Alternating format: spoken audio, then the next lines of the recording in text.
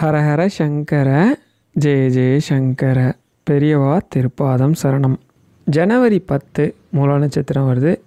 ஜனவரி 11 அதாவது 10 நைட்டு 11 காலையில் வரைக்கும் அமாவாசை இருக்குது. இதை ஏன் சொல்கிறேன் அப்படின்னா, அன்னைக்கு அனுமன் ஜெயந்தி வருது. அனுமன் அவதாரம் பண்ண நாள். அதனால் எல்லாரும் அனுமன் ஜெயந்தி விமர்சையாக கொண்டாடுவாங்க. நான் சொல்கிற இந்த அனுமன் வழிபாடு, இந்த கதைகள், இந்த சம்பவத்தையே நீங்கள் தெரிஞ்சுக்கணும் அப்படின்னா கூட பல ஜென்மமாக ராமனோட அருள் இருக்கணும். அனுமனோட தீவிரமான பக்தராக நீங்கள் இருந்திருந்தால் மட்டும்தான் உங்களால் தெரிஞ்சிக்க முடியும்.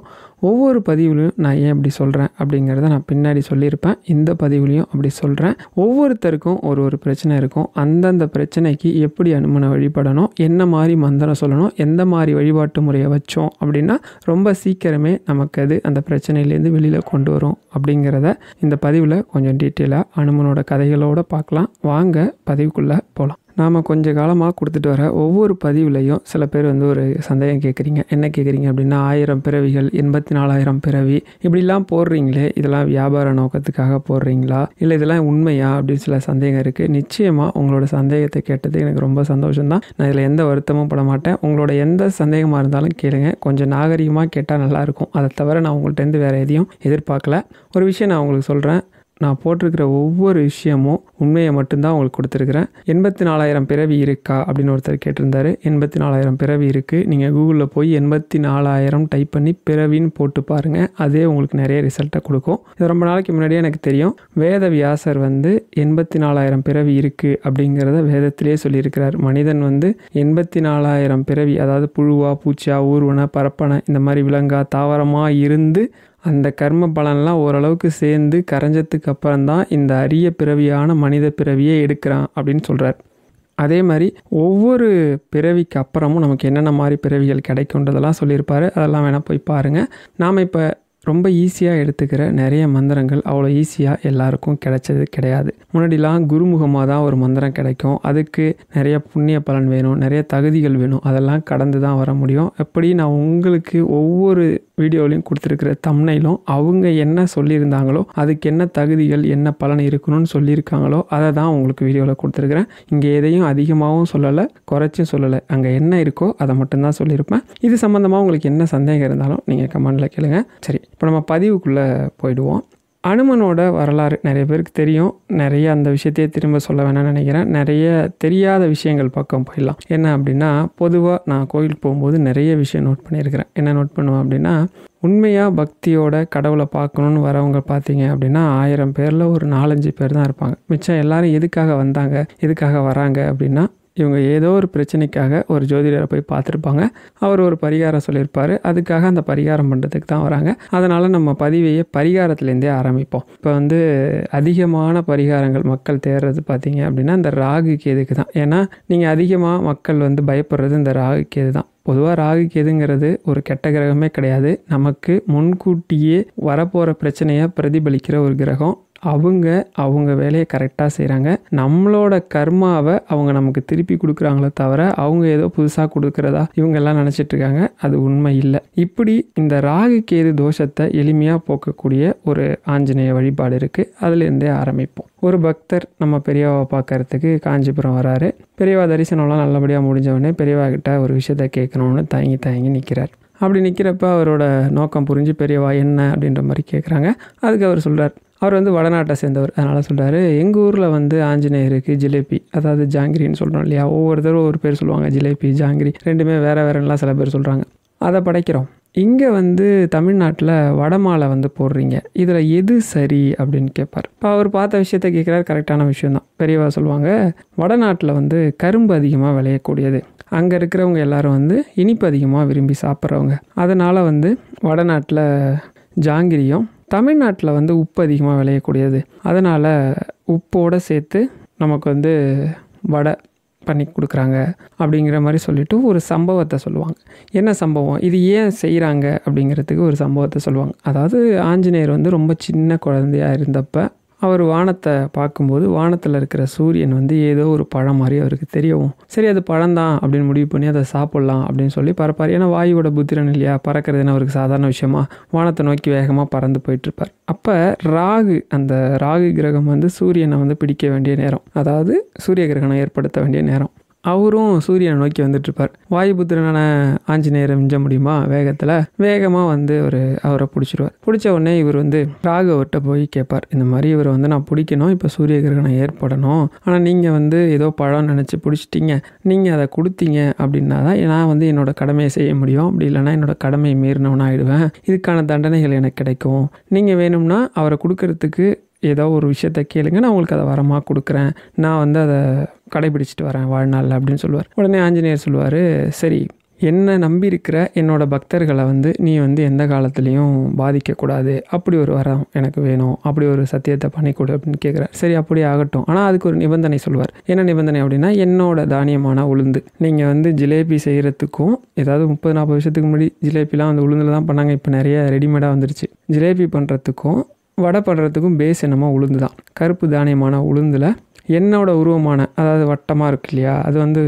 பாம்போட தோற்றமுடையவர்னு சொல்லுவோம் இல்லையா ராகுவை, அந்த மாதிரி உருவத்தில் உள்ள பதார்த்தம் செஞ்சு உங்களை மாலையாவோ இல்லை படையலாவோ வச்சு வழிபடுறவங்கள நான் எந்த விதத்துலையும் தொந்தரவு பண்ண மாட்டேன் அப்படின்னு ஒரு வாக்கு கொடுத்ததாகவும், அதனால தான் வந்து தமிழ்நாட்டில் வடமாலையும் வடநாட்டில் வந்து ஜாங்கிரின்னு சொல்லக்கூடிய ஜிலேபி அந்த மாலையும் போடுறதா பெரியவா சொல்லுவாங்க.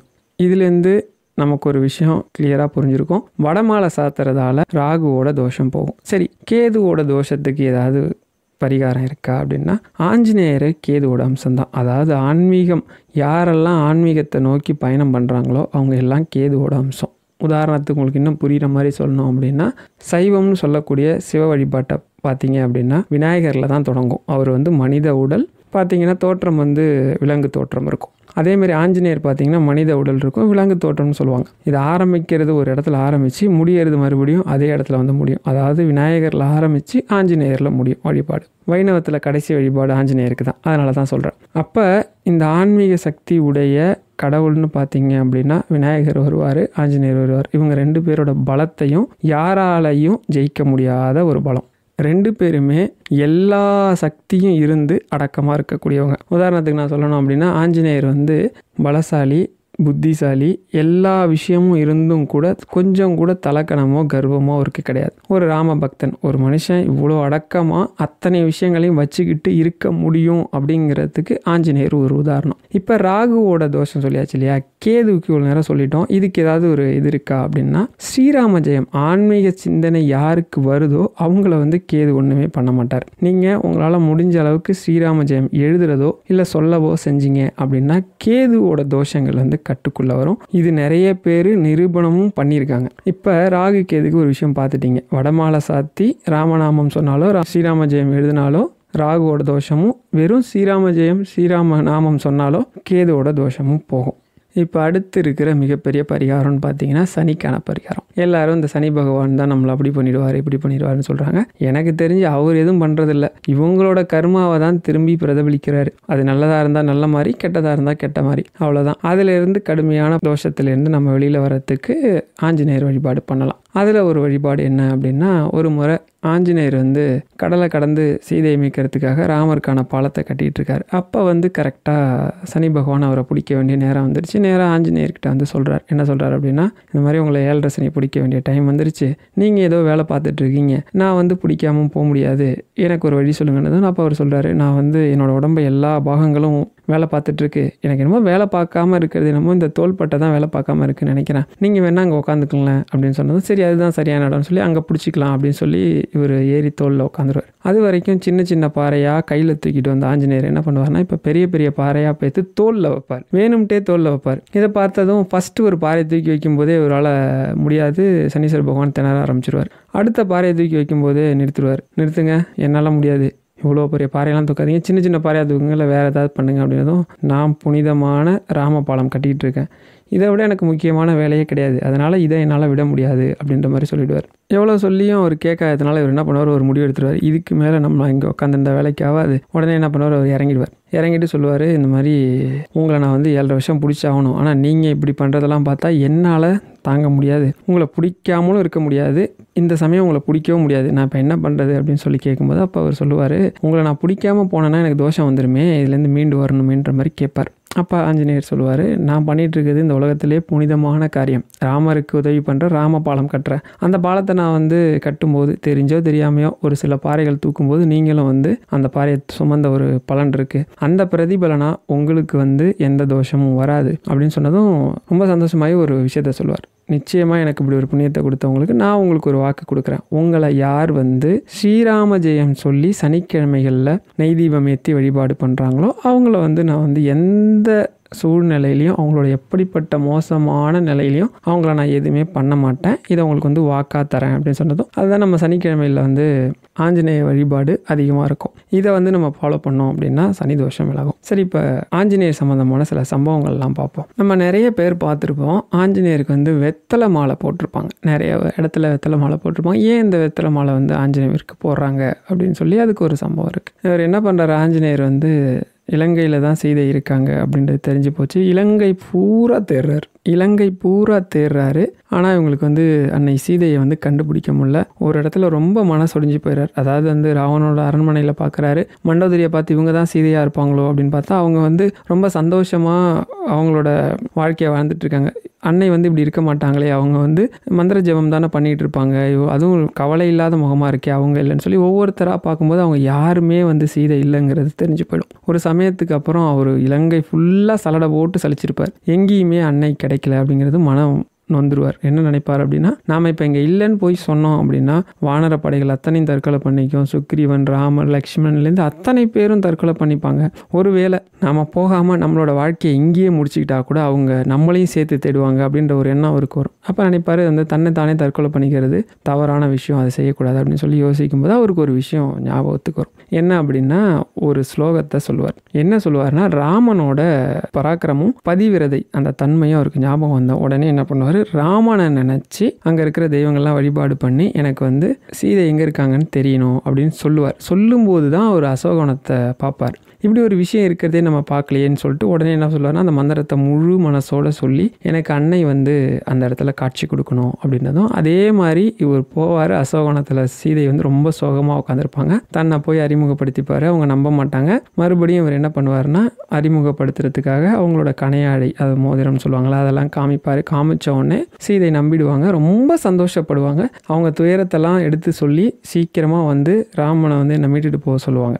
அப்போ இவர் சொல்லுவார், தாயே, ராமபிரான் வர அளவுக்கு இவங்க அவ்வளோ பெரிய ஆள்லாம் இல்லை, நீங்கள் ஏறி என்னோட தோளில் உட்காந்துக்கோங்க, இதோ என் கையில் கூட உட்காந்துக்கோங்க, இவங்க எல்லாரையும் காலி பண்ணிவிட்டு உங்களை நான் கூப்பிட்டு போகிறேன் அப்படின்னு சொன்னதும் அது வந்து முறை கிடையாதுப்பா, நீ ராமபிரானை வர சொல்லு, ராவணன் கூட சண்டை போட்டு ஜெயிச்சு என்னை வெற்றி திருமகளாக கூப்பிட்டு போக சொல்லு அப்படின்னதும் அதை ஏற்றுப்பார். அப்போ அன்னையை பார்த்த சந்தோஷத்தில் கிளம்ப போகிறத சொல்லிட்டு கிளம்பும்போது அவர் வந்து அன்னைக்கிட்ட ஆசீர்வாதம் வாங்கணும் அப்படின்னு சொல்லி நிற்பார். அங்கே வந்து அச்சதையோ பூவோ எதுவுமே இருக்காது அவங்க உட்காந்துருக்க இடத்துல. அப்போ பக்கத்தில் பார்த்தா ஒரு கொடி வந்து மரத்தில் படர்ந்து ஓடும். உடனே ஆஞ்சநேயர் என்ன பண்ணுவார் அப்படின்னா, அந்த கொடியில் இருக்க இலையெல்லாம் ஒன்று ஒன்றா கிள்ளி சின்ன மாலை மாதிரி செஞ்சு அன்னை கையில் கொடுத்து எனக்கு வந்து இது வெற்றி மாலையாக சுடுங்க தாயே அப்படின்னு சொல்லி கேட்பார். அவங்களும் அதே மாதிரி போட்ட உடனே ரொம்ப சந்தோஷமாக ஏற்றுக்கிட்டு அந்த மாலையை ஏற்றுக்கிட்டு பறப்பார். அப்படி வெற்றி வேணும் அப்படின்றவங்களுக்கு அன்னை வந்து அவங்க கையால் வெத்தலை மாலை போட்டதால தான் இப்போ வரைக்கும் நம்ம வெத்தலை மாலை பயன்படுத்துகிறோம். அந்த ஸ்லோகம் இருக்கு இல்லையா, அவங்க நம்ம எடுத்த காரியம் எதுவாக வேணால் இருக்கலாம். நமக்கு ஒரு வேலைக்கு இன்டர்வியூ போகிறோம், சக்ஸஸ் ஆகணும், இல்லை ஒரு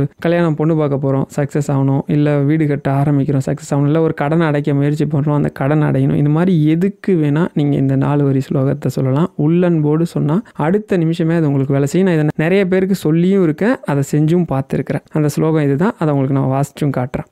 நமோஸ்து ராமாய சலக்ஷ்மணாய தேவியை சதஸ்யை ஜனகாத்மஜாயை நமஸ்து ருத்ரேந்திர யமானிலேபிய நமஸ்து சந்திரார்க மருத்கணபியக. இதுதான் அந்த ஸ்லோகம். அடுத்து பார்த்தீங்க அப்படின்னா ஒரு சிலர் எனக்கு வந்து கேட்டிருந்தாங்க. என்ன கேட்டிருந்தாங்கன்னா, இந்த பில்லி, சூனியம், ஏவல் இந்த மாதிரி விஷயங்கள்லாம் இருக்குது, இதனாலலாம் பாதிப்படைஞ்சிருக்கோம், இந்த பிளாக் மேஜிக்லாம் சொல்கிறாங்க இல்லையா, இதெல்லாம் வந்து நமக்கு வந்து பயத்தை கொடுக்குது. அவங்க வந்து அவங்களோட கஷ்டத்தெல்லாம் போட்டிருந்தாங்க. இந்த மாதிரிலாம் இருக்குது, இதிலேருந்து வெளிவரத்துக்கு பெரியவா சொன்ன ஏதாவது ஒரு வழிபாடோ இல்லை மந்திரமோ இல்லை ஸ்லோகமோ சொல்லுங்களேன் அப்படின்னு சொல்லி கேட்டாங்க.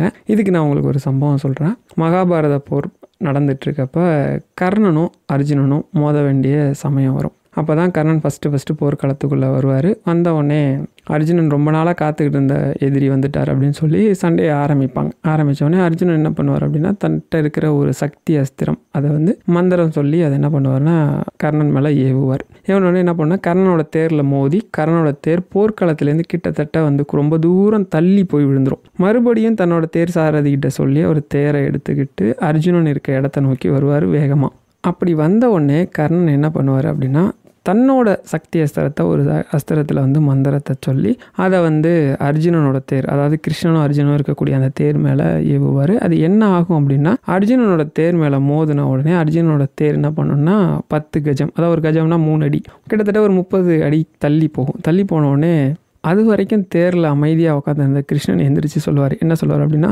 பலே கர்ணா பலே, என்ன ஒரு சுத்த வீரனடா நீ, உன்னை போல ஒரு வீரனை நான் பார்த்ததே இல்லை, உண்மையிலே இந்த உலகத்தில் ஒரு வீரன் இருக்கான் அப்படின்னா நீ தான், உன்னோட புகழை வந்து இந்த உலகம் இருக்கிற வரைக்கும் பாடும் அப்படின்னு சொல்லுவார். அர்ஜுனனுக்கு கோவம் வந்துடும். என்ன கிருஷ்ணா நீ எப்படி சொல்கிற, நான் கொஞ்ச நேரத்துக்கு முன்னாடி ஒரு சக்தி அஸ்திரத்தை எழுவினேன், அவன் போர்க்களத்துக்கு வெளியில் போய் விழுந்தான், அப்போ நீ என்ன ஒரு பாராட்டோ ஒரு புன்னகை கூட உன்ட்டேருந்து வரல, சாதாரணமாக நம்ம தேர ஒரு 20-30 அடி தான் பின்னாடி தள்ளி இருப்பான், இதுக்கு போய் இவ்வளோ பாராட்டுறிய அப்படின்னதும் அப்போ நிதானமாக இவர் சொல்லுவார் ஒரு விஷயத்த. என்ன சொல்லுவார் கிருஷ்ணன் அப்படின்னா, இன்னமும் அறியாதவனா இருக்கிய அர்ஜுனா, இன்னும் கூடமா உனக்கு இந்த விஷயம் புரியல அப்படின்னதும் ரொம்ப அமைதியாக என்ன அப்படின்ற மாதிரி ஒரு பார்வையிலே கேட்பார்.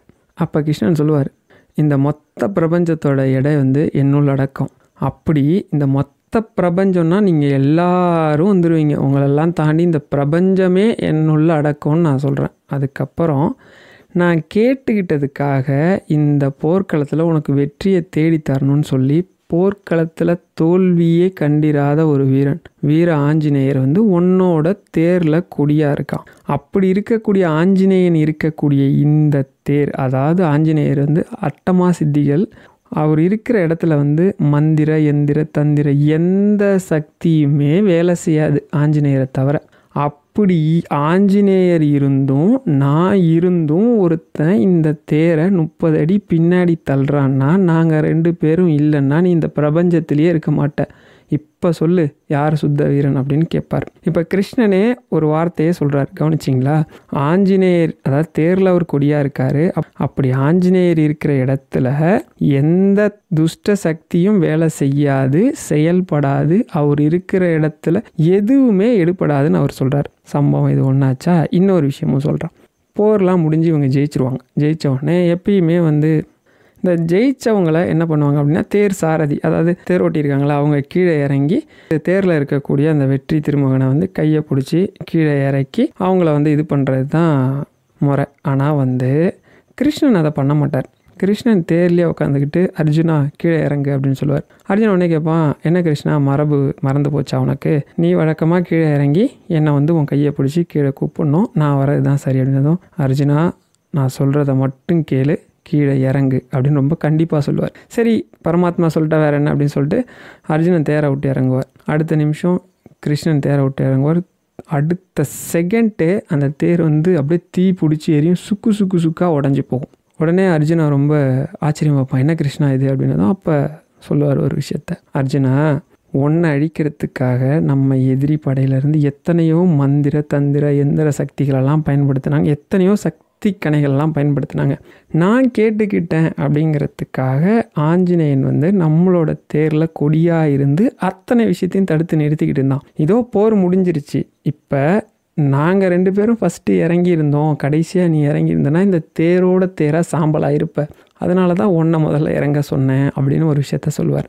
ரெண்டாவதாக என்ன கன்ஃபார்ம் பண்ணுறார் அப்படின்னா, இப்போவும் ஆஞ்சநேயர் இருக்கக்கூடிய இடத்துல எந்த மந்திர எந்திர தந்திர அந்த மாதிரி கெட்ட துருசக்திகள் எதுவுமே வேலை செய்யாது, உங்களுக்கு வரக்கூடிய ஆபத்தை தடுத்து நிறுத்திடுவார்னு சொல்கிறார். இப்போ அடுத்த சந்தேகம் உங்களுக்கு வரும், வீட்டில் ஆஞ்சநேயர் படம் வைக்கலாமா? தாராளமாக வைக்கலாம். ஒருவேளை உங்களுக்கு ஆஞ்சநேயர் படம் தனியாக வைக்கிறதுக்கு நெருடலாக இருக்குது அப்படின்னா ராமர் பட்டாபிஷேகத்தோட கூடிய ஆஞ்சநேயர் படம் இருக்கும். அதாவது ராமர் பட்டாபிஷேகத்திலே ஆஞ்சநேயர் இருப்பார். ஆஞ்சநேயர் இல்லாத ராமர் பட்டாபிஷேகமே வராது. அப்படி இருக்கிற அந்த படத்தை எல்லாரும் வீட்டில் வச்சுக்கலாம். அது செல்வ செழிப்போட சுபிட்சமான வாழ்க்கையை கொடுக்கக்கூடிய ஒரு படம். இது எல்லார் வீட்லையும் இருக்க வேண்டியது. அப்படி வச்சுட்டீங்க அப்படின்னா உங்கள் வீட்டில் பிளாக் மேஜிக் ஒன்று, இந்த பில்லி சூனியம் ஏவல் இந்த மாதிரி விஷயங்கள் இருந்தால் அது எடுபடாது. சரி, இதுக்கு இன்னொரு விஷயமும் நான் சொல்கிறேன். உங்களோட குலதெய்வமோ இல்லை பிரத்யங்கரா, நரசிம்மா, அதுக்கப்புறம் காளி, இந்த மாதிரி ஏதோ ஒரு கோவிலுக்கு ஒரு 24 மணி நேரம் நீங்கள் அங்கேயே தங்கியிருக்கிற மாதிரி போயிருந்தீங்க அப்படின்னாலும் உங்களுக்கு இந்த துஷ்ட சக்திகள் வேலை செய்யாது. எப்படின்னா, இப்போ நீங்கள் ஒரு கோயிலுக்கு போகிறீங்க, உங்களோட குலதெய்வம் கோயிலுக்கு போகிறீங்கன்னு வச்சுப்போம். இன்றைக்கி ஒரு 8 மணிக்கு காலையில் கோயிலுக்கு போகிறீங்கன்னா நாளைக்கு காலையில் 8 மணி வரைக்கும் கோயிலில் இருக்கணும். அதாவது நைட்டும் நீங்கள் அங்கே தங்குற மாதிரி இருக்கணும். அந்த மாதிரி இருந்தீங்கனாலும் உங்களை ஏதாவது துஷ்ட சக்திகள் பின்தொடர்ந்தாலோ அப்படி ஏதோ உங்களை கெடுதல் செய்கிறதுக்காக ஏவப்பட்டிருக்கு அப்படின்னு நீங்கள் நினச்சாலோ அது அந்த இடத்துலையே செயலிழந்துடும். இப்போ நிறைய பேர் பார்த்துருப்போம், ஆஞ்சநேயருக்கு செந்தூரம் பூசியிருப்பாங்க. ஏன் செந்தூரம் பூசுகிறாங்க அப்படின்னா, ஒரு சமயம் எல்லாம் பட்டாபிஷேகம்லாம் முடிஞ்சு அவர் ராமர் தன்னோட அரண்மனையில் இருக்கிறப்ப இரவு நேரம், அதனால் சீதை வெளியில் வேலையெல்லாம் முடிச்சுட்டு தூங்குறதுக்காக உள்ளே வருவாங்க. அதே நேரம் ஆஞ்சநேயர் ராமர்கிட்ட ஏதோ ஒரு விஷயத்த பேசுகிறதுக்காக வருவாங்க. ரொம்ப லேட் நைட் ஆகிட்டதால் அவங்க 2 பேரும் தூங்கணும் இல்லையா? அந்த சமயம் இப்போ என்ன சொல்கிறது, ஆஞ்சநேயர் வந்தார் அப்படின்னா அவரோட பேசினா ரொம்ப நேரங்கள் ஆகும், நிறைய விஷயங்கள் ஆகும். அது இல்லாமல் நிறைய தொந்தரவான விஷயங்கள் இருக்கும். அப்படிங்கிறதுக்காக அவர் என்ன சொல்லுவார் அப்படின்னா, ஆஞ்சநேயரை உள்ளே விடாமல் சீதையை மட்டும் உள்ளே கூப்பிடுவார். அப்போ ஆஞ்சநேயர் கேட்பார், பிரபு நீங்கள் ஏன் என்னை மட்டும் உள்ளே விடாமல் அன்னையை மட்டும் உள்ளே விட்டீங்க அப்படிங்கிறதுக்கு. அப்போ அவர் சொல்லுவார், என்ன காரணம் சொல்கிறது, அதாவது இல்லற வாழ்க்கையில் இப்படி ஒரு சங்கடம், அவர் பிரம்மச்சாரியாச்சு, அவர்கிட்ட என்னத்தை சொல்ல முடியும். அப்போ அவர் யோசிச்சு ஒரு விஷயத்த சொன்னார். என்ன சொன்னார் அப்படின்னா, அன்னை நெத்தியில் செந்தூரம் வச்சுருக்காங்க, நீ வைக்காமல் வந்திருக்க, அதனால தான் உன்னை உள்ள, நீ செந்தூரத்தோட வா, மறுநாள் உன்னை உள்ளே விட்றேன் அப்படின்ற மாதிரி சொல்லி வரோம். இது ஒன்றே தெரிஞ்சு போனதும் மறுநாள் சீதை கிட்ட கேட்பாங்க. இப்போ சீதையும் சொல்ல முடியாதுல்ல, இல்லற வாழ்க்கையை பற்றி அவங்க எப்படி இவர்கிட்ட சொல்ல முடியும். இவர் ஒரு கட்ட பிரம்மச்சாரின்னு சொல்லுவாங்கள்ல, அந்த மாதிரி ஒரு பிரம்மச்சரியத்தையே வாழ்க்கையை ஃபுல்லாக வச்சுருக்கிறவர், ராமநாமத்தை மட்டுமே சொல்கிறதே தன்னோட வாழ்க்கையோட குறிக்கோளாக வச்சுருக்கிறார். கேட்கும்போது சீதை சொல்லுவாங்க, நெத்தியில் செந்தூரம் வச்சுக்கிட்டா ராமனோட ஆயுள் கூடும் அப்படின்றதுனால அந்த நம்பிக்கையில் தான் நான் வச்சுருக்கிறேன் அப்படின்றதும் உடனே இவர் கிளம்பிடுவார். நேராக கிளம்பி அயோத்தி நகரில் இருக்கிற எல்லா செந்தூர கடையிலையும் எல்லா செந்தூரத்தையும் வாங்கிடுவார். வாங்கி செந்தூரம் ஃபுல்லாக குழச்சி உடம்பு ஃபுல்லாக ஒரு சின்ன இடம் கூட விடாமல் பூசிப்பார். பூசிக்கிட்டு நேராக ராமர் முன்னாடி நிற்பார். ராமர் ஒரு பார்த்து அதிர்ச்சியாயிடும், என்னாச்சு, ஏன் உடம்பு ஃபுல்லாக செந்தூரத்தை பூசியிருக்கிற அப்படின்னதும் இந்த மாதிரி அன்னை ஒரு விஷயத்த சொன்னாங்க, சின்னதாக செந்தூரம் வச்சாலே உங்களுக்கு ஆயுள் கூடுன்றாங்க, இதோ நான் உடம்பு ஃபுல்லாக பூசிட்டேன், நீங்கள் இன்னும் பல ஆயிரம் வருஷங்கள் நல்ல ஆயுளோடு இருக்கணும் அப்படிங்கிறதுக்காகனதும் அப்படியே ராமர் ஆனந்த கண்ணீரில் அப்படியே ஆஞ்சநேயரை கட்டி பிடிச்சிக்கிட்டாராம். உன்ன மாதிரி ஒரு பக்தனை நான் இது வரைக்கும் பார்த்ததே இல்லை, பக்திக்கு இலக்கணமே நீ தான் அப்படின்னு சொல்லி ராமரும் சீதையும் ஆஞ்சநேயரை தன்னோட மூத்த மகனாக தான் சொல்லுவாங்க. அதனால தான் ஆஞ்சநேயருக்கு செந்தூரம் பூசுறது இது வழக்கமாக வந்தது அப்படின்னு சொல்லுவாங்க. இப்போ சிலர் கேட்குறாங்க, என்ன கேட்பாங்க அப்படின்னா, என் கணவன் கூட இணக்கமான உறவு இல்லை, எங்களுக்கு ஏதோ ஒரு விஷயத்தில் சண்டை வருது, இல்லைனா பிரிஞ்சு இருக்கிறோம், கணவன் மனைவி ரொம்ப சந்தோஷமாக இருக்கிற ஏதாவது ஒரு பரிகாரம் சொல்லுங்கள் அப்படின்னு சொல்கிறாங்க. ராமாயணம் தான் சிறந்த பரிகாரம். கணவன் மனைவி ஒத்துமையாக இருக்கிறதுக்கு ராமாயணம் படிக்கிறது தான் ஒரு சிறந்த பரிகாரம். ராமாயணம் படிச்சிங்க அப்படின்னா கணவன் மனைவிக்குள்ளே இருக்கிற அந்த சண்டை சச்சரவுலாம் விலகி அந்யோன்யமான தம்பதியாக வாழ முடியும். எல்லாராலையும் ராமாயணம் முழுசாக படிக்க முடியாது. இதை பெரியவா ரொம்ப ஒரு சின்ன ஸ்லோகமாக சுருக்கி கொடுத்துருக்குறாங்க. அந்த ஸ்லோகத்தை மட்டும், அதாவது இப்போ நான் சொல்கிற இந்த ஸ்லோகத்தை மட்டும் படித்தாலோ இல்லை சொல்லாவோ இல்லை நான் சொல்கிறத கேட்டுட்டு வந்தாலோ போதும், இதுவே நீங்கள் ராமாயணம் படித்த முழு பலனையும் உங்களுக்கு கொடுக்கும். கணவன் மனைவிக்குள்ளே இருக்கிற அந்த சண்டை சச்சரவுலேருந்து உங்களை விலக்கி நல்ல வாழ்க்கையை கொடுக்கும். ராமாயணம் முழுசும் படித்த பலனை தரக்கூடிய ஸ்லோகம், பெரியவா அருளிய ஸ்லோகம் இதுதான்.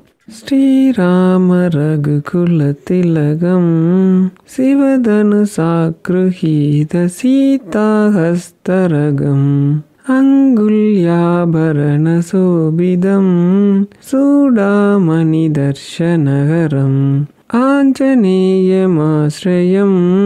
வைதேகி மனோகரம் வானர சைன்ய சேவிதம் சர்வமங்கல கார்யானுகுலம் சததம் ஸ்ரீராமச்சந்திர பாலயமாம்.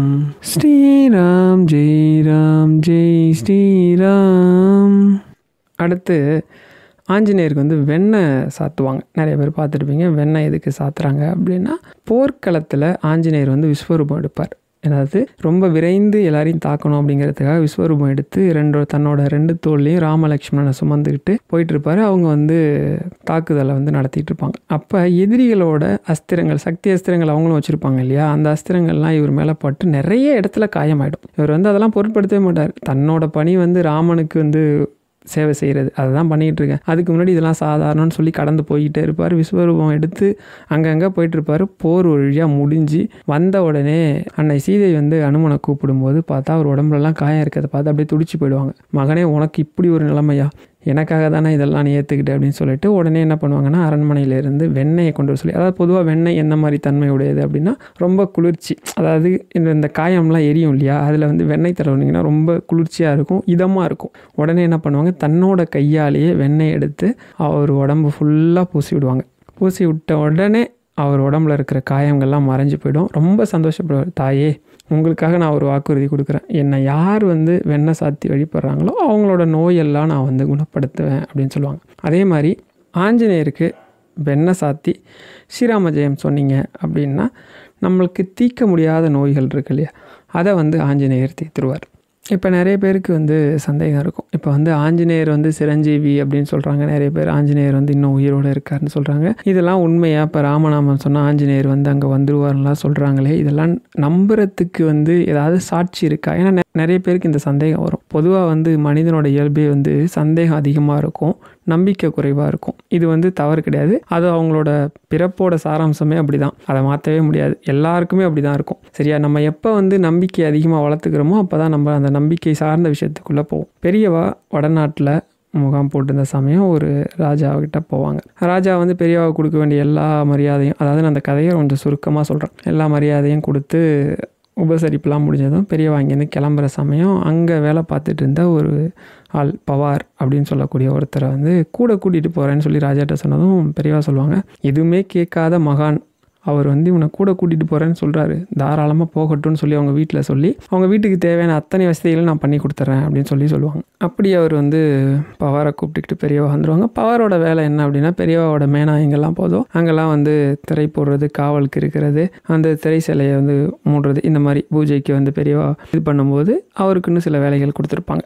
அந்த மேனாவை பாதுகாக்கிறது, இந்த மாதிரி சின்ன சின்ன வேலைகள் அவருக்கு என்ன செய்ய முடியுமோ அந்த மாதிரி வேலைகளை கொடுத்து செய்ய வச்சுருப்பாங்க. இப்படியே போய்கிட்டு இருக்கும். ஒரு நாள் பெரியவா வந்து ஒரு மலை அடிவாரம், அந்த அடிவாரத்தில் வந்து முகாம் போட்டிருந்தப்ப சொல்லுவாங்க, பவாரை மட்டும் கூப்பிட்டு நீ மட்டும் வா என் கூட அப்படின்னதும் எல்லாருமே யோசிப்பாங்க. ஏன்னா பெரியவா யாரையுமே தனியாக கூப்பிட்டு போனதில்லை. போனால் தனியாக போவாங்க, கூட வந்து கண்டிப்பாக ரொம்ப பரிச்சயமான யாராவது 1-2 சீடர்களாவது கூட இருப்பாங்க, தனியாக போக மாட்டாங்க. இந்த பவாரை மட்டும் கூப்பிட்டுட்டு தனியாக போகிறாங்கிறாங்கன்னு சொல்லி மடத்தில் கொஞ்சம் சலசலப்பாகும், மடத்தில் இருக்க ஊழியர்களோட.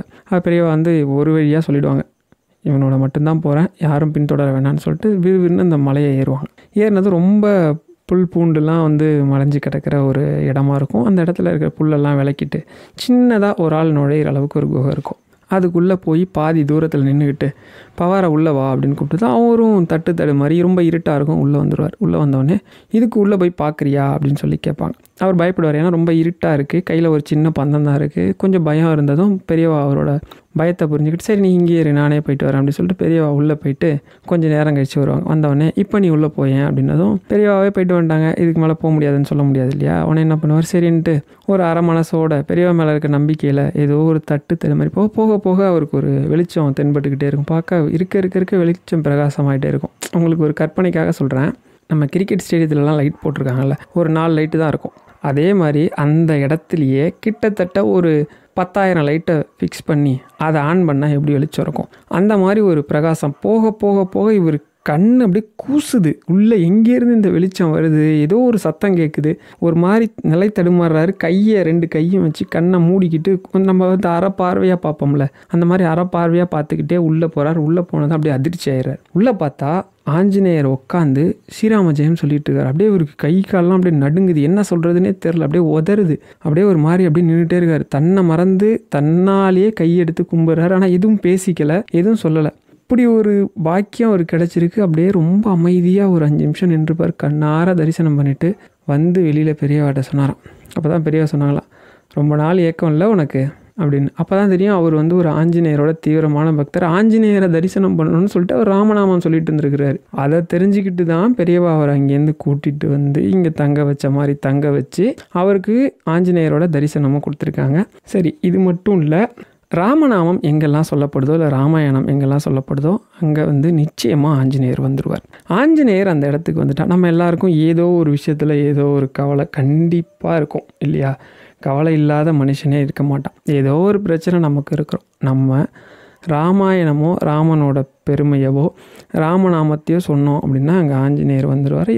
இதை வந்து நம்ம குருநாதர் ஆதிசங்கரர் வந்து ஒரு ஸ்லோகத்தை சொல்லி, அதாவது இந்த 2 வரி ஸ்லோகத்தை சொல்லி ஆஞ்சநேயரை காட்சி கொடுக்கணும், ஒளியாக காட்சி கொடுக்கணும்னு கேட்டதுக்கு ஆஞ்சநேயர் அவர் கண்ணு முன்னாடியே காட்சி கொடுத்தாராம். அந்த 2 வரி ஸ்லோகத்தை நம்ம சொல்லிட்டு ராமாயணத்தோ ராமநாமத்தையோ சொன்னோம் அப்படின்னா நம்ம பக்கத்தில் ஆஞ்சநேயர் வந்துடுவாராம். ஆதிசங்கரர் அனுமனை பக்கத்தில் வர்றதுக்காக சொன்ன மந்திரம், அவர் காட்சி கொடுத்த மந்திரம் ஒரு 2 வரி ஸ்லோகம் இதுதான். தூரிகிருத சீதார்த்தி பிரகடீகிருத ராம வைப பூர்த்தி தாரித தசமுக கீர்த்தி புரோதோ மமபாது ஹனுமதோ மூர்த்தி.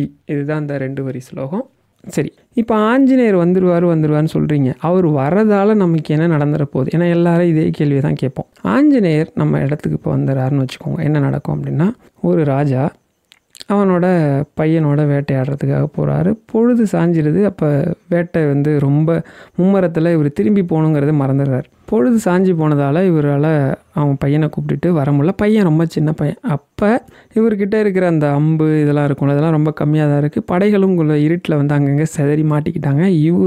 இவர் பையன் இன்னும் 2 பேர் மட்டும்தான் இருக்காங்க. அந்த சமயத்தில் ஒரு கொடிய மிருகம் இவங்களை நோக்கி வருது. இதை எப்படியோ தெரிஞ்சுக்கிட்ட ஒரு வேடன், அங்கே வந்து குடியிருக்கக்கூடிய வேடன் தெரிஞ்சுக்கிட்டு நேராக போகிறான்.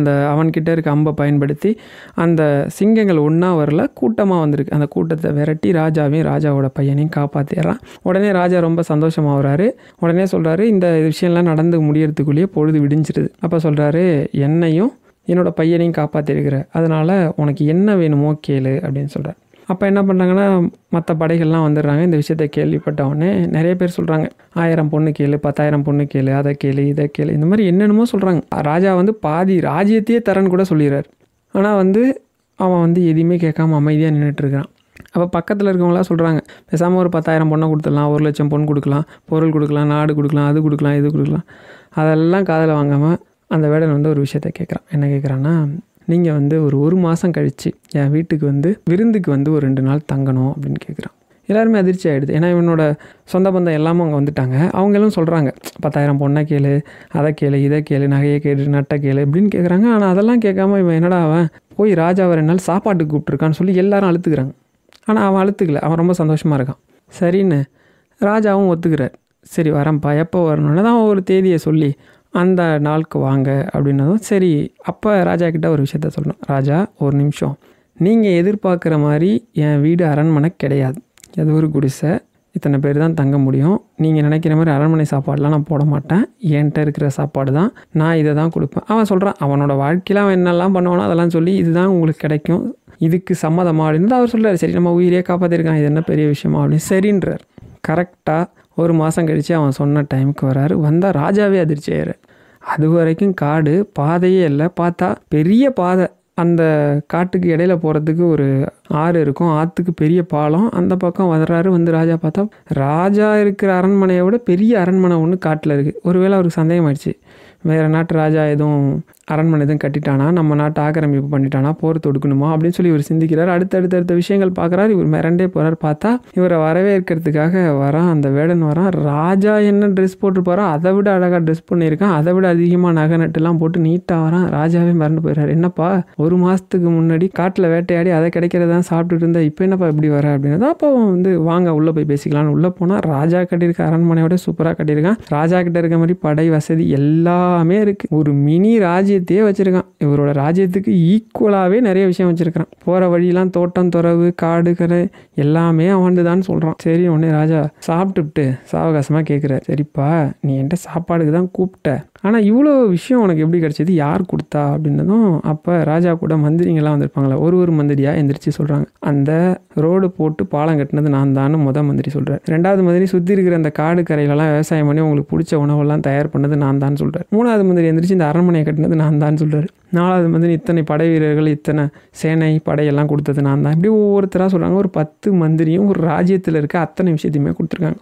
ஏன் கொடுத்தாங்க அப்படின்னா ராஜா கிட்ட நல்ல பேர் வாங்குறதுக்கு. ஏன்னா ராஜா சாப்பிட வராரு, ராஜாவை இந்த மாதிரி ஏதோ ஒரு விஷயத்தில் அவர் சந்தோஷப்படுத்தணும்னு நினச்சி இவங்க என்ன பண்ணுறாங்க, ஆளுக்கு தன்னோட திறமையை காட்டியிருக்காங்க. அதுதான் இது. இப்போ ராஜா ரொம்ப சந்தோஷம், பரவாயில்லையப்பா நீ என்கிட்ட கேட்டிருந்தா கூட 1,00,000 பொண்ணு தான் கேட்டிருப்ப, இல்லை ஒரு நாடு பாதி கேட்டிருப்ப, எப்படியும் எதிரி நாட்டில் உனக்கு ராஜ்யத்தை பற்றி தெரியாததுனால அடித்து பிடிங்கிடுவாங்க, அதையே கொடுத்துருந்தா கூட நீ அதை வச்சு வாழ்ந்துருக்க முடியாது, பரவாயில்ல இவ்வளோ புத்திசாலியாக இருக்கியே அப்படின்னு சொல்லிட்டு சொல்கிறாரு. அப்போ ராஜா சந்தோஷத்தில் சரி எல்லாரும் கொடுத்துட்டாங்க, நான் உனக்கு ஏதாவது கொடுக்கணும்னு நினைக்கிறேன், ஏதாவது கேளு அப்படின்னு தான் அவன் சொன்னானா. நீங்கள் எனக்கு பெருசாக ஒன்றும் செய்யவேணா, மாதத்தில் 2 நாள் நீங்கள் என் வீட்டில் தங்கினா போதும்னா.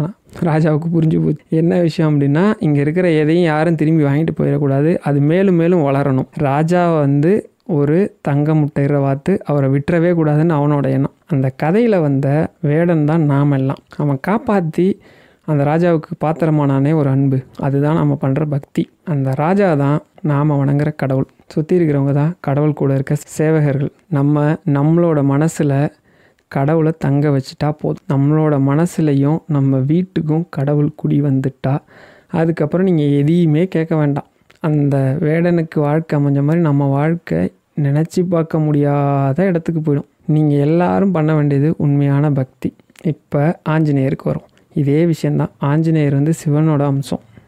ராமநாமம் எங்கெல்லாம் சொல்லப்படுதோ அங்கே ஆஞ்சநேயர் வந்துடுவார். ஆஞ்சநேயர் வந்துட்டார் அப்படின்னா சிவனோட அம்சங்கும் போது பார்வதியும் விநாயகரும் முருகனும் வந்துடுவாங்க. அவங்க வந்துட்டாங்கன்னா மகாலட்சுமி வந்துடுவாங்க. மகாலட்சுமி வந்துட்டாங்கன்னா இன்னும் பிற தேவர்கள் எல்லாம் வந்துடுவாங்க.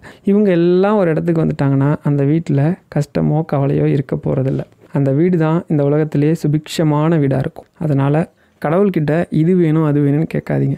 பரிபூரணமாக நீ என் மனசில் குடிவா, என் வீட்டுக்கு வா, என்னோட இரு, என்னோட உண்மையான பக்தி அமைச்சு என் கூட இரு அப்படின்னு மட்டும் கேளுங்க. அதுக்கப்புறம் எல்லாமே நடக்கும். கடைசியாக எல்லா விஷயத்தையும் நாம் அடையிறதுக்கு எத்தனையோ வழிபாடுகள் இருந்தாலும் ரொம்ப சுலபமான வழிபாடு ராமநாமம். இந்த ராமநாமத்தை சொல்லியே இந்த உலகத்தில் அத்தனை விஷயத்தையும் அடைஞ்சிட முடியும் அப்படின்னு நமக்கு நிரூபணமாக பண்ண ஒரே ஒருத்தர் ஆஞ்சநேயர் தான். ராமநாமத்துக்கு இன்னே வரைக்கும் ஒரு உண்மையான எடுத்துக்காட்டு, உண்மையான பக்தன் யார் இருக்க முடியும்னா ஆஞ்சநேயர். அப்படிப்பட்ட ஆஞ்சநேயரே தன் உயிருக்கு வந்த ஆபத்தையே அந்த ராமனையே ஏற்று நின்றுருக்காரு ராமநாமம் சொல்லி.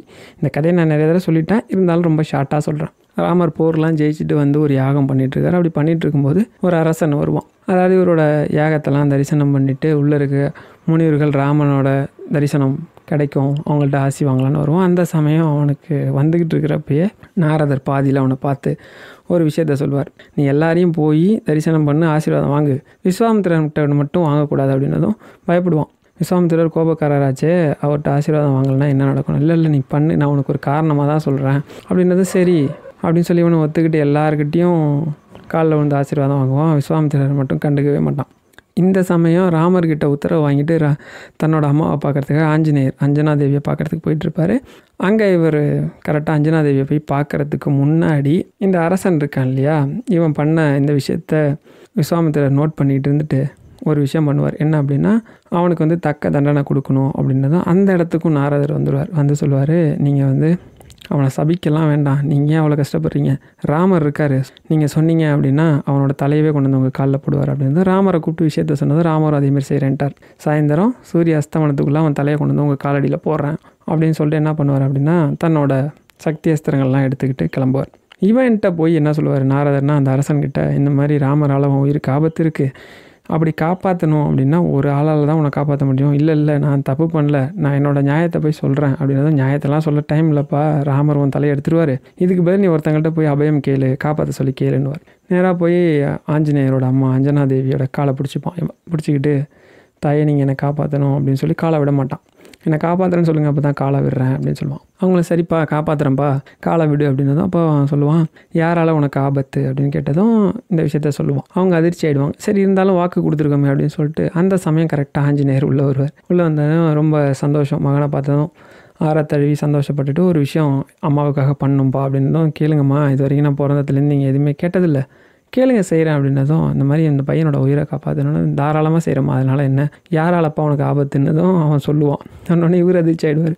யார் தினமும் நான் யாரை வந்து என்னோடய நெஞ்சில் சுமக்கிறோன்னா அவரை ஏற்றா சண்டை போடணும் அப்படின்னு சொல்லி, சரி அம்மாவுக்காக வேறு வழி இல்லை அப்படின்னு சொல்லி முடிவு பண்ணி என்ன பண்ணுவார்னா, தன்னோட வாளாலேயே ஒரு கூடாரம் மாதிரி அமைச்சு, அந்த அரசன் பேர் காசிராஜன், ஒவ்வொருத்தவங்க ஒரு பேர் சொல்லுவாங்க, காசிராஜனாகவே இருக்கட்டும், காசிராஜனை தூக்கி அந்த வாளால் கட்டின கூடாரத்துக்குள்ளே போட்டு அந்த வாளால் அமைச்ச கூடாரத்து மேலே உட்காந்துக்கிட்டு ஒரு ராமநாமம் சொல்லிட்டு இருப்பார். ராமர் எங்கேயும் தேடி அவன் கிடைக்காதனால என்ன பண்ணுவார்னா, ஒரு அஸ்திரம், ஒரு அம்பு எடுத்து அதுக்கான மந்திரத்தை சொல்லி காசிராஜனோட தலையை எடுத்துகிட்டு வா அப்படின்னு அனுப்பிச்சி விடுவார். ராமபாணம் இது வரைக்கும் இலக்கு அடையாமல் திரும்பி வந்ததே கிடையாது. எந்த இலக்காக இருந்தாலும் அது எத்தனை மைல் தள்ளி இருந்தாலும் போய் இலக்கு அடைஞ்சிட்டு தான் திரும்பி வரும். கரெக்டாக போய் காசிராஜனை தாக்காமல் திரும்பி வந்து ராமரோட பாதத்திலேயே சரணாகதி அடையும். ராமர் பார்த்து டென்ஷன் ஆகிடுவார். ஃபஸ்ட் டைம் வந்து ராமபாணம் தன்னோட தோல்வியை ஒத்துக்கிட்டு வந்திருக்கு அப்படின்னு சொல்லி எடுத்து என்னாச்சு அப்படின்னு கேட்டதும், இல்லை இந்த மாதிரி ராமநாமம் சொல்கிற இடத்துல ராமபாணம் எப்படி வேலை செய்ய முடியும் அப்படின்னதும், உடனே சரி நீ வேலைக்கு ஆக மாட்டேன்னு சொல்லிட்டு பிரம்மாஸ்திரத்தை எடுப்பார். பிரம்மாஸ்திரத்தை எடுத்து அதுக்கான மந்திரத்தை சொல்லி இந்த மாதிரி காசிராஜனை தலை எடுத்துகிட்டு வா அப்படின்னதும், பிரம்மாஸ்திரமும் அதேமாதிரி போயிட்டு அவனை சுற்றி விட்டு நேராக வந்து ராமரோட காலடியில் சரண்டர் ஆகிடும். அது வரைக்கும் அமைதியாக இருந்த ராமர் கொஞ்சம் கோபமாயிடுவார். என்னாச்சு உங்களுக்கு அப்படின்னது, இந்த மாதிரி ராமநாமம் புனிதமான மந்திரம், இந்த உலகத்தில் அத்தனை பாவத்தையும் போக்கி மனுஷனுக்கு எத்தனை பிரச்சனை இருந்தாலும் போக்காது மட்டும் இல்லாத ரொம்ப உயர்வான பதவியான வைகுண்ட பதவியே கொடுக்கக்கூடிய ராமநாமத்தை ஒருத்தன் சொல்கிறான். அவனை போய் நாங்கள் தாக்கணும்னா அந்த பாவம் எங்களை தான் செய்கிறோம், அதனால் தாக்க முடியல பிரபு, மன்னிச்சிருங்கன்னு சொல்லுது. உடனே சரி நானே நேரில் போகிறேன் அப்படின்னு சொல்லிட்டு இவர் அங்கே போகும்போது இவரோட காதில் ஒரு சத்தம் கேட்கும். என்ன ராமநாமம் யார் சொல்கிறா அப்படின்னா, ஒரு விஷயம் நிறைய பேர் கேட்டிங்க, இந்த சொல்லும்போது எப்படி சொல்லணும் அப்படின்னா, சொல்லும்போது ராம ராம ராமன் சொல்லணும், எழுதும்போது தான் ஸ்ரீராம ஜெயம்னு எழுதணும். அவர் காதில் ராம ராமன் கேட்குது. யார் சொல்கிறான்னு பார்த்தா ஆஞ்சநேயர் சொல்கிறார். என்ன ஆச்சு அப்படின்னு பார்த்தா காசிராஜன் உள்ளே இருக்கான். சரி வேறு வழியில் காசிராஜன் தலையெடுக்கலாம் அப்படிங்கும்போது அப்போ நாரதர் அங்கே வந்துடுவார். வந்து சொல்லுவார், பகவானே நீங்கள் காசிராஜனோட தலை எடுக்க முடியாது, அதுக்கு வந்து காவலாக ஆஞ்சநேயர் இருக்காங்க, அப்படின்னா ஆஞ்சநேயரையே கூட வீழ்த்திட்டு நான் வந்து காசிராஜனோட தலை எடுக்கிறேன் அப்படின்ற மாதிரி சொல்லிடுவார். அப்போ நாரதர் ஒரு விஷயத்த சொல்லுவார், பகவானே உங்களுக்கு தெரியாததில்லை, தன்னோட ஒரு அசைவிலையும் மூச்சு காற்றுலேருந்து ஒரு அசைவிலையும் ராமநாமம் ஒன்று இருக்கிற ஒரே ஒருத்தன் வந்து பார்த்தீங்க அப்படின்னா ஆஞ்சநேயர். அதனால் நீங்கள் எந்த அஸ்திரத்தை பயன்படுத்தினாலும் அது ஆஞ்சநேயர் முன்னாடி தோல்வியை தான் தழுவும். நீங்கள் வந்து பண்ணி கொடுத்த சத்தியம் என்ன, இன்னைக்கு பொழுதுக்குள்ளே காசிராஜனோட தலையை கொண்டு வந்து விஸ்வாமித்திரர் காலில் போகிறேன்னு சொல்லியிருக்கீங்க அப்படின்னு இவங்க பேசிகிட்டு இருக்கும்போதே விஸ்வாமித்திரர் வந்துடுறார். இந்த விஷயத்தை கேள்விப்பட்டு வந்த உடனே ஆஞ்சநேயர்கிட்ட போய் சொல்லுவார், காசிராஜன் அனுப்பி விஸ்வாமித்திரர் காலில் போய் விழ சொல்லு அப்படின்னதும் கொஞ்சம் பயப்படுவான், நீ போ தைரியமா அப்படின்னு சொல்லுவார். போய் தைரியமாக போய் விஸ்வாமித்திரர் காலில் வந்ததும் நேராக ராமர்கிட்ட வந்து நாரதர் சொல்லுவார், பகவானே நீங்கள் என்ன சத்தியம் பண்ணீங்க, சாயந்தரத்துக்குள்ளே அவன் தலையை கொண்டு வந்து காலில் போகிறேன்னு சொன்னீங்க, இதோ காசிராஜனோட தலை விஸ்வாமித்திரர் காலில் இருக்குது, உங்கள் சத்தியத்தை நீங்கள் காப்பாற்றிட்டீங்க. ஆஞ்சநேயா நீ என்ன சத்தியம் பண்ண, இவனோட உயிரை காப்பாற்றுவன்னு சத்தியம் பண்ண, இதோ அவன் உயிரோட தான் இருக்கான், அதனால் நீயும் உன் சத்தியத்தை காப்பாற்றிட்ட அப்படின்னு சொல்லிட்டு ஒரு விஷயத்த சொல்லுவார். பகவானே நான் தான் ஒரு நாடகத்தை நடத்தினேன், என்ன அப்படின்னா, ராமரே வந்தாலும் ராமர் கையில் இருக்க அந்த ராமபாணம், அதாவது ராமர் கையிலேருந்து புறப்படுற ஆயுதங்கள், அதுவே வந்தாலும் ராமநாமத்தை ஒருத்தன் சொன்னான் அப்படின்னா அவனை வீழ்த்தவே முடியாது. இதை விட ராமநாமத்தை வேற எப்படி உயர்வா சொல்ல முடியும்? ராமநாமத்தை யார் சொன்னாலும் அவனுக்கு அழிவே கிடையாது, கேட்டது கிடைக்கும், நினைச்சது நடக்கும், கடைசியில் வைகுண்ட பதவியே கிடைக்கும் அப்படின்னு சொல்லி நாரதர் முடிப்பார். இதுலேருந்து என்ன புரியுது? ஸ்ரீராம ஜெயம்னு எழுதினாலோ இல்லை ராமராமன் சொன்னாலோ வாழ்க்கையில் கிடைக்காத விஷயமே இல்லை, நடக்காத விஷயமே இல்லை. இதைத்தான் ஆஞ்சநேயர் தன் வாழ்நாள் ஃபுல்லாக நம்மளுக்காக சொல்லிட்டு இருக்கார். அப்படிப்பட்ட ஆஞ்சநேயரை அனுமன் ஜெயந்தி அன்னைக்கு வழிபாடு பண்ணி அவரோட மந்திரமான ராமநாமத்தை சொல்லி வாழ்க்கையில் அத்தனை விஷயத்தையும் அடைவோம். ஹர ஹர சங்கர, ஜெய ஜெய சங்கர, பெரியவா திருப்பாதம் சரணம்.